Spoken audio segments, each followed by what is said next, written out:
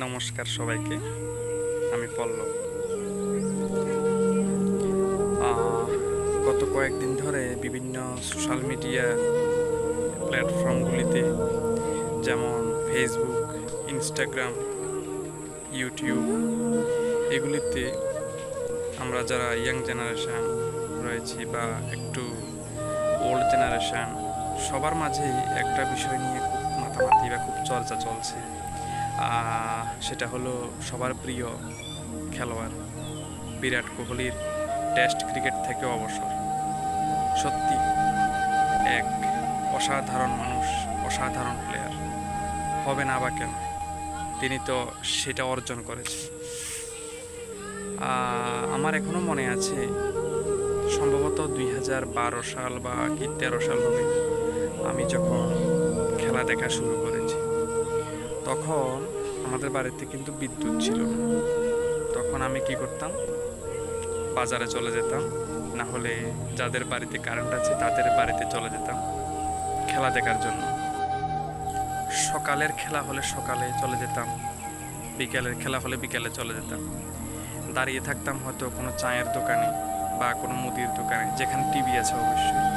অনেকের বাড়িতে গিয়েও খেলা দেখেছি শুধুমাত্র সেই মানুষটার জন্য। এটা আমার সত্যি মনের কথা বলছি আমি। সেই মানুষটা হলো বিরাট কোহলি। আমরা তার খেলা দেখার জন্য পাগল হয়ে যেতাম। কি পরিমাণ যে পাগল ছিলাম সেটা আমি আসলে না বোঝালে বুঝতে পারবেন না। মানে আসলে এটা বুঝিয়েও বলা যাবে না, কারণ এটা তো মনের ব্যাপার, এটা নিজস্ব অনুভূতির ব্যাপার। যখন স্কুলে পড়তাম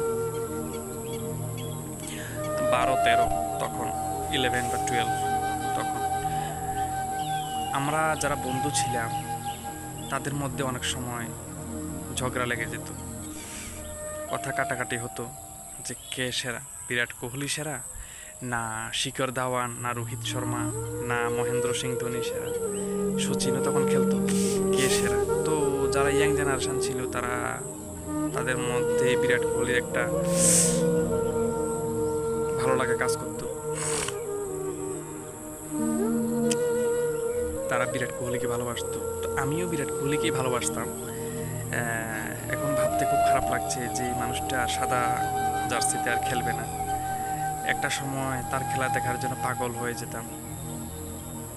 টিভির সামনে, টিভি যখন ছাড়ি, সেটা আগে দেখি হলো বিরাট কোহলি কি 99 করেছে নাকি সর্বোচ্চ স্কোর কত করেছে, 100 কত করেছে, সেটা দেখার জন্য পাগল হয়ে যেতাম।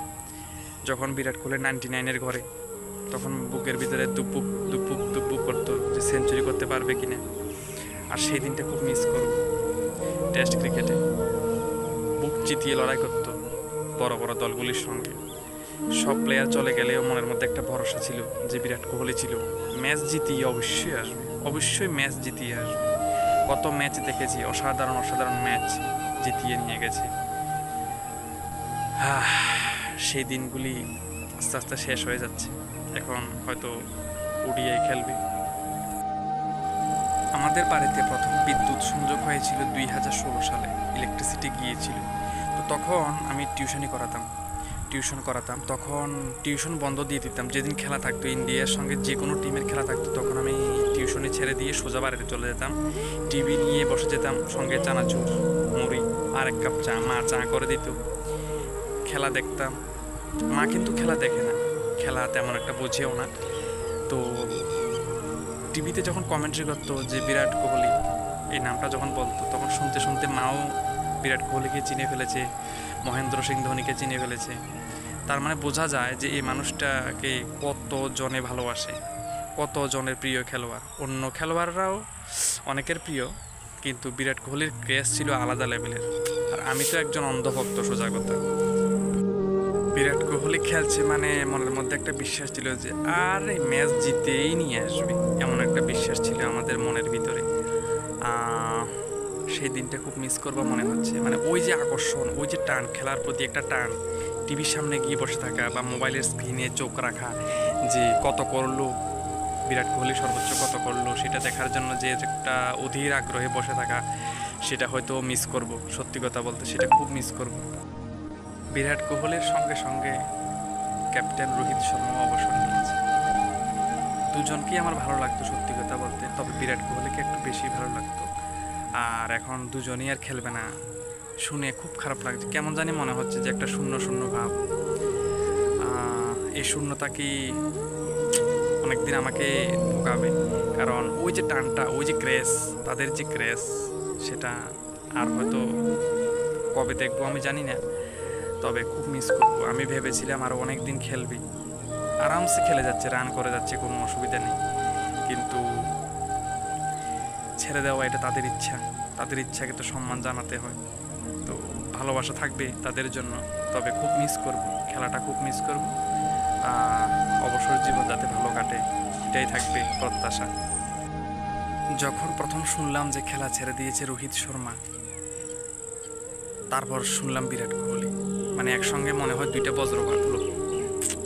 এখন শুধু আমার না, সেটা বিশ্বের মধ্যে, পুরো পৃথিবীর মধ্যে কোটি কোটি ভক্তের মনে একটা দুঃখের জন্ম হলো যে এই মানুষগুলির খেলা চলে গেল। হয়তো স্টেডিয়ামে বসে আর তাদের খেলা দেখবো না, টেস্ট ক্রিকেট দেখবো না, টি-20 থেকেও রিটায়ার্ড হয়েছে।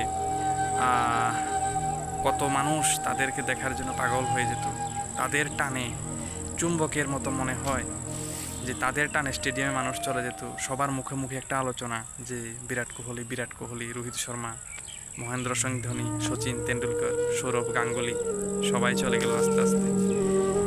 সময়ের পরিবর্তনের সাথে সাথে বা সময়ের সাথে সাথে সবাইকে একদিন তাদের স্থান ছেড়ে দিতে হয়, সেই হিসেবে তারাও চলে গেল। তো সত্যটাকে মেনে নিতে হবে। খারাপ লাগে, কারণ তাদেরকে তো অনেক ভালোবাসতাম, টিভির সামনে বসে থাকতাম, মোবাইলের সামনে বসে থাকতাম, খারাপ তো অবশ্যই লাগবে। আর সেই খারাপ লাগাকে বুকে চেপে রেখে নতুনের কোনো কিছু আশায়, প্রত্যাশায় থাকব। সবাইকে আমার পক্ষ থেকে শুভ বিকেল।